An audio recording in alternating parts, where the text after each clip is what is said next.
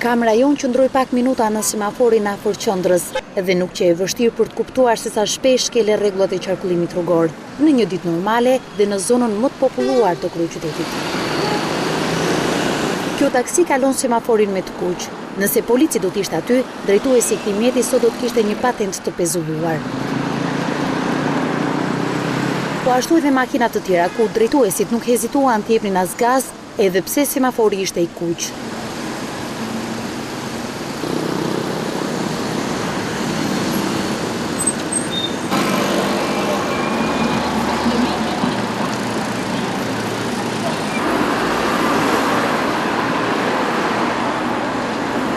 Të tjerët që u fiksua në momentin e fundit qëndruan në vizat e bardha, sigurisht duke shkelur rregullat e qarkullimit rrugor.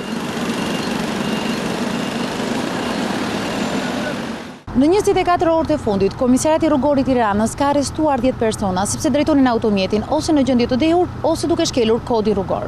Një kundravajtje tillë, një drejtuesi automjeti kushton nga 25.000 deri në 100.000 lekë, por edhe pezullimi i patentës nga 3 muaj deri në 2 vjet. Por çfarë ndodh me këta persona që kanë një patentë të pezulluar? Drejtori i lejeve të drejtimit në Drejtorinë e Përgjithshme të Transportit Rrugor, Demir Osmani, thotë se duhet marrë edhe një raport mjekësor që vërteton gjendje fizike dhe mendore që personi të dalë në komision. Rezultati i shkeljeve në qarkullimin rrugor merret masa e pezullimit të lejes së drejtimit, përgjithsisht pezullimi është me afat.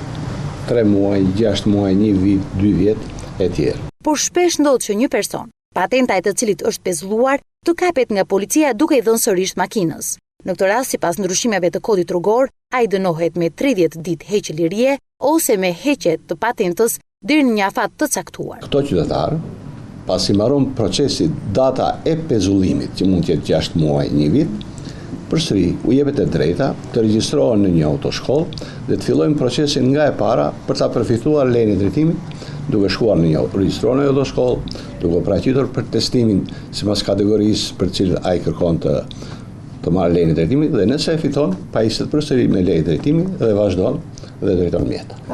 Leja e drejtimit është një drejtë që i takon gjithsecilit, por për ta rimerituar atë, një qytetar i kushton edhe një herë vizita mjekësore dhe përgatitja e raportit, si dhe nisja e kursit nga e para, 30 ditë teori, 30 ditë praktik dhe 2 teste për të treguar që ai është i aftë për të rimarrë patentën.